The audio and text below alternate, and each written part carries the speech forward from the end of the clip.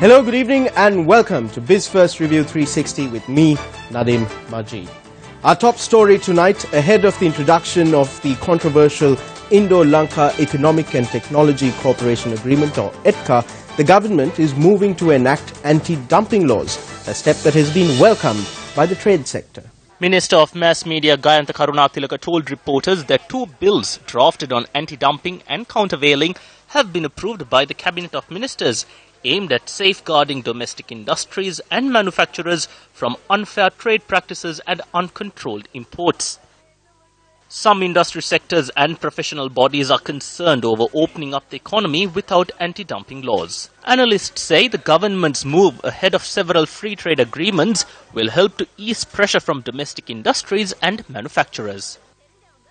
Staying on the subject of laws, legislators are to amend intellectual property law, with the aim, of course, of protecting Ceylon tea and Ceylon cinnamon by giving due recognition to geographical indicators. Geographical indicators are names or signs used on products that have a specific geographical origin and possess qualities or a reputation that are due to that origin. Sri Lankan manufacturers and exporters of tea have faced difficulties in promoting Ceylon tea and Ceylon cinnamon, as there is no domestic legal framework on the registration of geographical indices. We spoke to an economist to find out the significance of this move. There are products in Sri Lanka like the Ceylon tea and the Ceylon cinnamon, which are unique in their qualities simply because they are very much associated with the country of origin, the soil, climate and the geographical conditions. From the flavor to the aroma to the color to everything is very much intrinsic to what Sri Lanka provides. And if grown anywhere else, they would never be the same. So because of that, Sri Lanka has been trying for a long time to register them as geographical indicators, which gives us the right, which gives us the only right to be calling these products Ceylon tea and Ceylon cinnamon, and no one else can do that without our permission. And unfortunately, first, to be recognized internationally, we should recognize them as geographical indicators in Sri Lanka, and therefore there was a request to amend the current Sri Lanka's IP law to give that recognition. And it is very timely that we are doing that right now because it is very important for us in terms of creating more value to our products which are unique in the world because they are produced in Sri Lanka.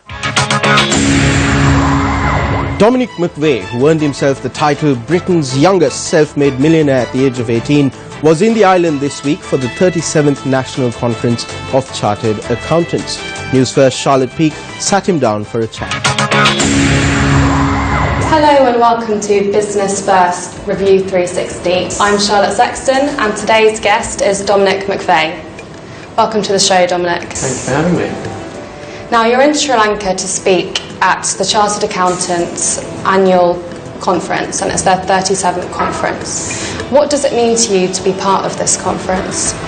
Well, it's a huge privilege. I was quite shocked when I got asked, me? What do I know about accounting? But then I understood this year's focus is much more around entrepreneurship, and it is a real pleasure to be able to talk about my experiences and share those with the industry in Sri Lanka and the professionals that are actually helping entrepreneurs get ahead in life. Great.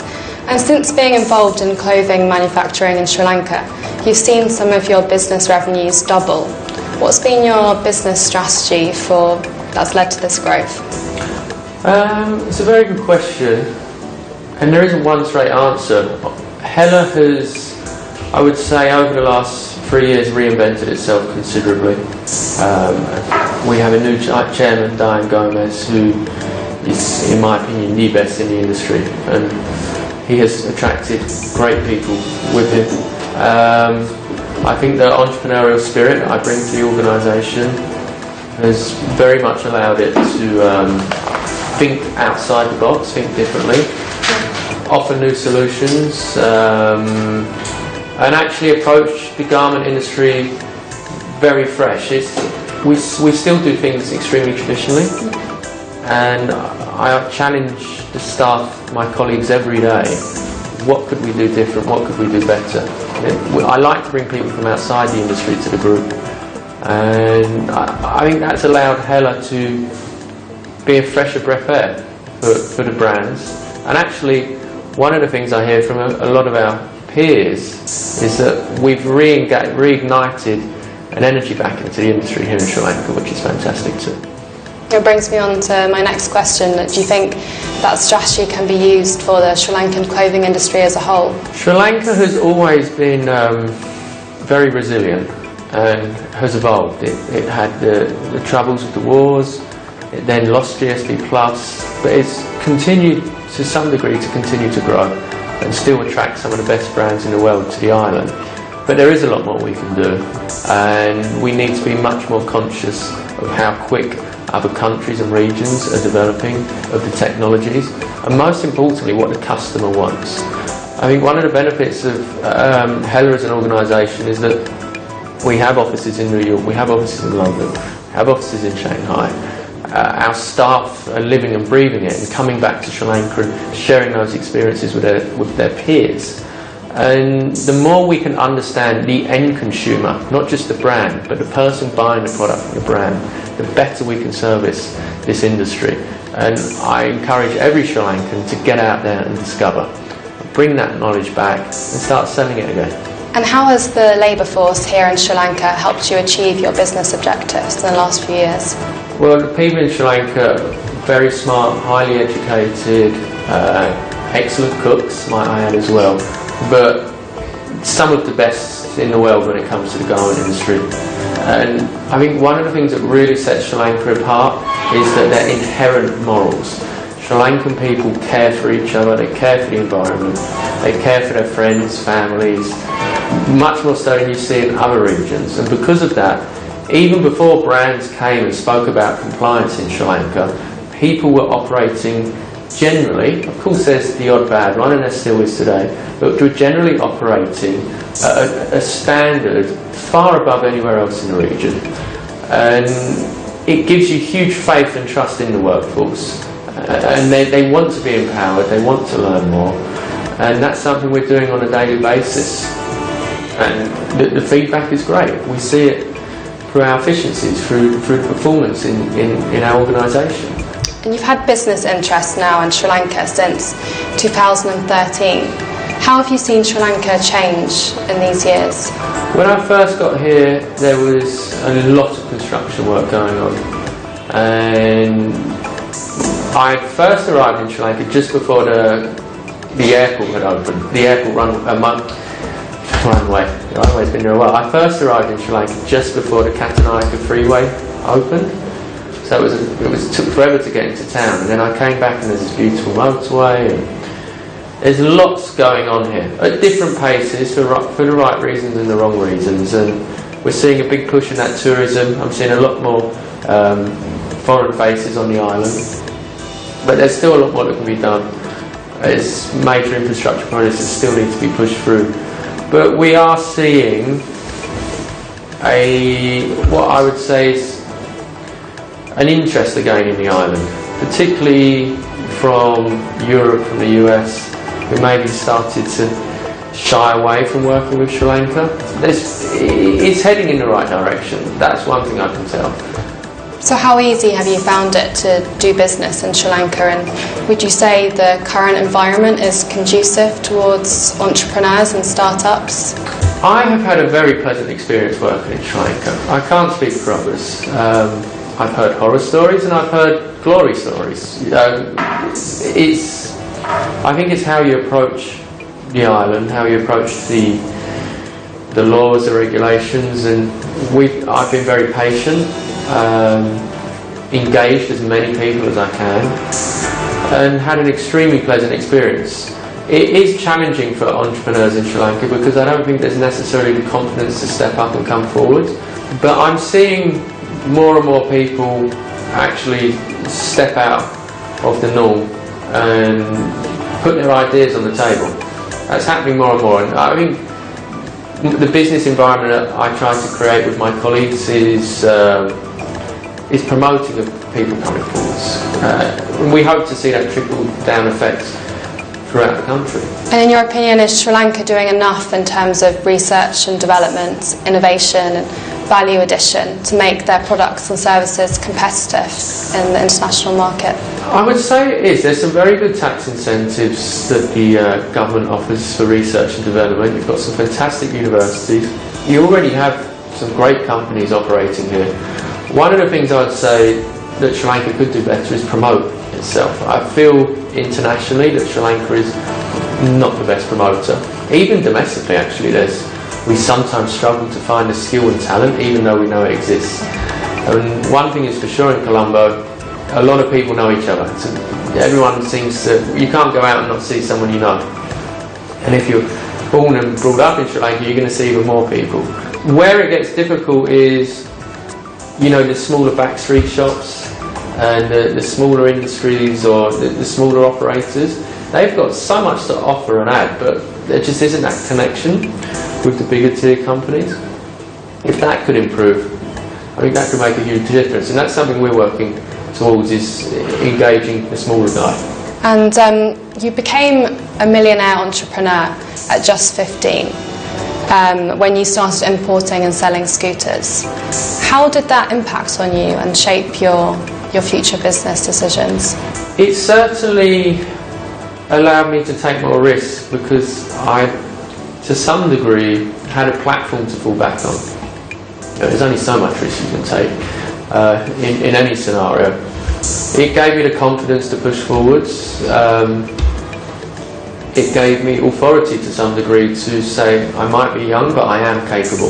That can often be the challenge for a young entrepreneur, that people that overlook them or they're overshadowed by the older man or woman or the wealthier man or woman.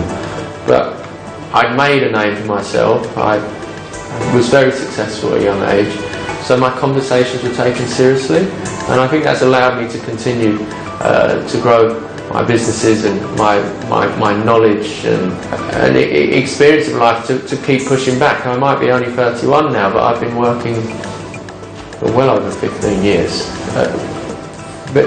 Very interesting environments and always at the top. Thanks very much, Dominic. That's all we've got time for today. Thank you for being on the show. Thank you very much. Don't go anywhere. Coming up right after this short commercial break, an interview with Mr. Extreme Entrepreneur himself. Welcome back to BizFirst Review 360. This week we were able to catch up with one of the most iconic figures in global business. He is Mr. Extreme Entrepreneur himself. He was also in Colombo this week for the 37th National Conference of Chartered Accountants. I had an opportunity to pick the brain of Peter Sage. From health and fitness to space-based energy, it appears that there's nothing that this entrepreneur won't touch or is not game for. Our guest this evening on BizFirst Review is Mr. Peter Sage. Peter, thank you very much for speaking to us. Absolute pleasure. All right. You've done some pretty crazy stuff in your life. You dropped out of high school when you were 16, I think. Correct. But you're now on the advisory board of one of the leading business schools in the world. And when you get into new ventures, it's always something a little outlandish, outside the box, challenging conventional wisdom. Mm-hmm. When you decide what your next enterprise is going to be, what's your thought process? What are you thinking? Well, I can tell you what it isn't. Yeah, it isn't a spreadsheet SWOT analysis that tells me that this is probably got an X% chance of going to market or not. Yeah, it's something that inspires me. It's something that captures me. It's something that compels me or inspires me forward to go make a difference in a marketplace or in an industry, and something that I know is going to drive me out of bed. Get me up early, keep me up late, because entrepreneurs are always looking for certainty. Yeah, accountants are always looking for certainty, and the nature of being an entrepreneur is the willingness to embrace uncertainty. So, to tap into that, you need resourcefulness, not just resources. So you're only going to get resourceful if you're passionate about getting through the obstacles. So my biggest way of deciding whether I'm going to go for something or not and commit myself to it or not is, does it turn me on? Does it light me up? Does it juice me? And if it does, let's go play. The how will show up. So when you decided to get into space-based energy and put up solar panels in outer space to generate clean energy, was that what got you going? It turned you on? It juiced you up? Well, yeah, I mean, wow. I mean, if you have a situation where you can be involved in a project and all of my mentors, my people says, no, that's impossible, it'll never happen. And then one mentor says, well, I've looked at this, I think it's 1,000 to 1. I'm like, wow, 1,000 to 1, now I'm excited. Yeah, you mean it's possible, right? But I thought, where does an entrepreneur get the ability to be involved in a project that has the opportunity to leave a thumbprint on humanity? And while that wasn't a commercially successful venture, we did actually move the technology forward in terms of the United Nations, in terms of various governments around the world, so that space-based solar is going to become a commercial reality in our lifetime far sooner than it would have been otherwise. And I'm very proud of that. But does it mean that you swing the bat and hit a home run every time? No, I put millions of dollars into that, and it was absolutely crazy, and I was quite happy to do it. So when you're a bit of a crazy entrepreneur, you coined the term extreme entrepreneur. What does that mean? What's the difference between... It actually wasn't me that coined the term. It was actually one of the guys at INSEAD that coined the term. And they said, there's family entrepreneurs, turnaround entrepreneurs, startup entrepreneurs. We don't know where to put this guy. He's kind of an extreme entrepreneur. And that kind of stuck.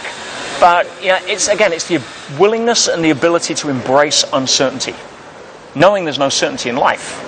And so for me, I'll look at anything. Again, it's my heart is my guiding point. I mean, you've got to take your brain with you, don't get me wrong. But if you're following your brain and your heart's saying no, I don't care how good the business plan looks, you're never going to be successful. Let's talk about policy. How important is it to have, for a good entrepreneurial climate, for extreme entrepreneurs like yourself to sort of take charge, take the bull by the horns, how important is it to have consistent government policy? Is that even a factor that you consider? Or do you just disregard it, regardless of what the obstacles are? It's useful. Having the right network is useful. Having access to finance is useful. But none of those count when it comes down to it. Can you do business in any environment? Yeah, of course you can. You look in history and you'll see an example everywhere. So if you're waiting for the government to put in the right policies, you're in Disneyland. Most governments are not entrepreneurial, or they don't recognize entrepreneurship as high on the agenda as they should do, because it's entrepreneurship that drives the economy. The reason we had the Arab Spring kick-off in Tunisia was because the government invested more in education and not enough for what those people coming out of education would be able to have in terms of opportunity for jobs, which starts with entrepreneurship. So if you're waiting for the government, then I'm sorry, you're using that as a guise to hide behind the fear of uncertainty. And 90% of research in that is procrastination in disguise. You dropped out of high school when you were 16. You're now on the advisory boards of one of the top 5 business schools in the world. How important do you see education in being an entrepreneur? Traditional education teaches you 2 things: how to pass tests and work for somebody else. And it'll validate your intelligence by a piece of paper signed by somebody you've never met that says you've got a good memory. It's essentially it.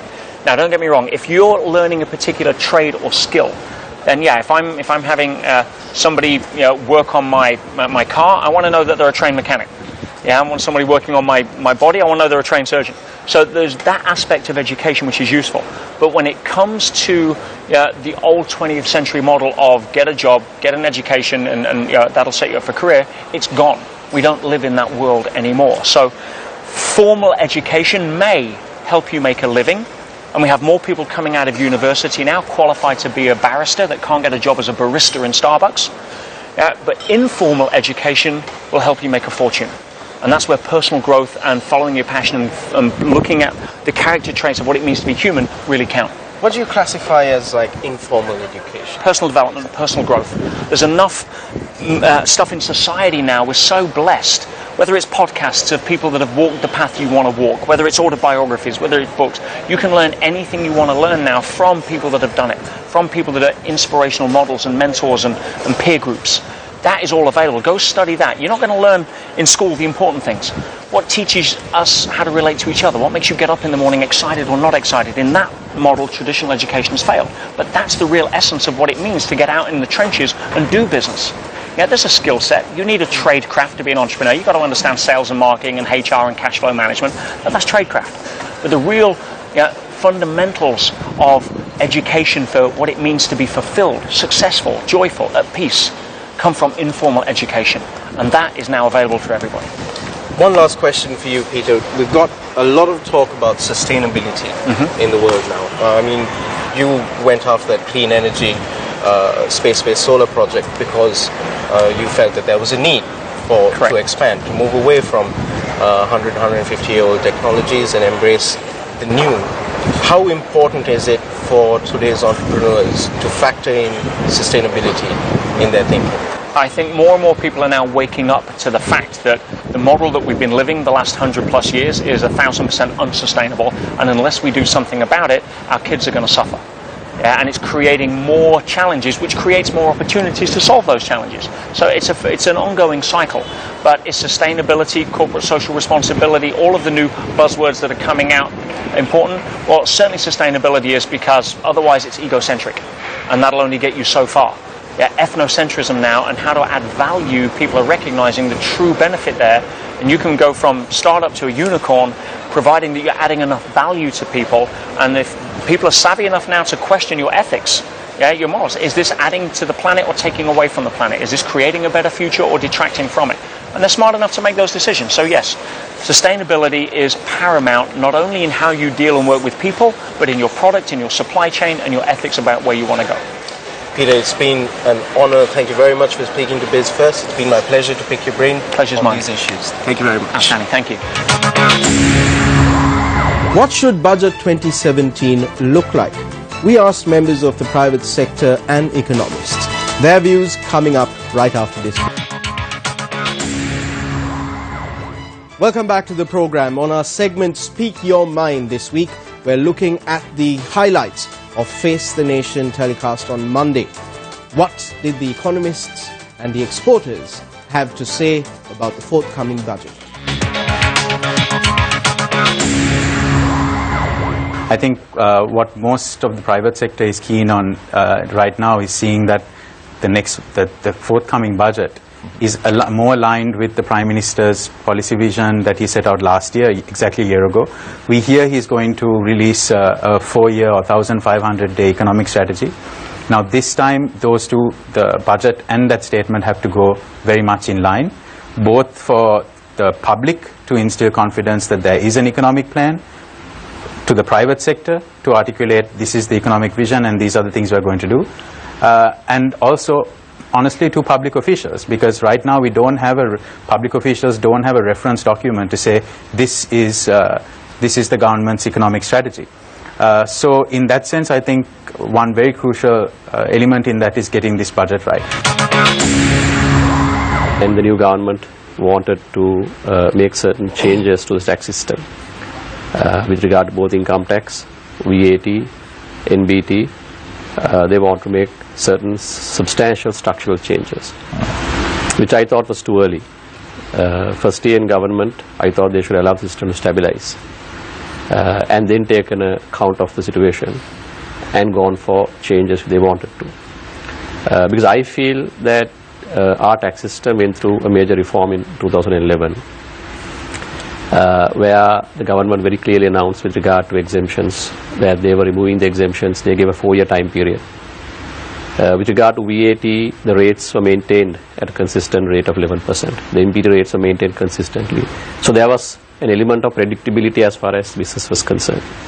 So that is probably what I told you in 2014, and that we didn't have, if you look at the budgets from 2011 to 14, there were hardly any changes in taxation because it was fairly consistent. But in 2016, or rather 2015, we had these two budgets that came in. One was the one that came immediately after the elections, where there was super gains tax, which I thought was something different to the usual tax system. And there was a lot of negativity as far as super gains tax was concerned, the way it was computed, the concept, the base on which it was taxed. It was very unpopular as far as business was concerned. So the first message was not very good. We felt neglected for many years of different governments coming in and not really supporting exports, and as the other speakers said, that we have been focusing on development, infrastructure and spending money in that area and not concentrating on setting the correct environment for exports to thrive and moving out of the traditional basket. We are competing, if you take tea, with other countries producing it cheaper than us. If you take garments, we have now other countries producing cheaper. Take Bangladesh, benefited from Sri Lanka. And of course now things are turning back again towards us. But countries benefited, and their exports, Bangladesh is around 26 billion just in garments alone. So we lost out because of the lack of focus on trying to keep the existing industries and expand into other areas. Where is the FDI we are supposed to see during the last 1.5 years? Well, it's definitely not come as Why it should is that? have. I think it's partly to do with the economy in terms of a lot of people were sort of factoring a bit of a depreciation in as well. So investors generally come in after the economy stabilizes. They don't want to take a depreciation hit once the investment is done. And also, I mean, things like the taxes, what do they get? What are their incentives, which is not clear. So you're saying, in other words, that the economy is not stabilized yet? We have problems with the country's economy. Not as yet, but it's sort of heading in that direction, and that's where the budget is sort of crucial to kick it into that gear. A development-oriented budget shouldn't be just handouts and welfare and subsidies, and we shouldn't give in to that tendency, and that has been the Achilles heel of most budgets in the past. But of course, at the same time, also having to look at, we are currently under an IMF program with certain benchmarks that we have agreed to, and keeping in line with those, as well as achieving a development-oriented budget, will of course be tricky. So I think there we really need to see that in this budget, development-oriented means making it easier for the private sector, whether it's large or small, to thrive. Initiatives that create jobs, cuts where cuts are necessary, but not where it will hurt. And that's a wrap of tonight's program. Don't forget to look us up on Facebook, BizFirst Review 360. I'll see you again next week, same time, same place. Good night and good luck.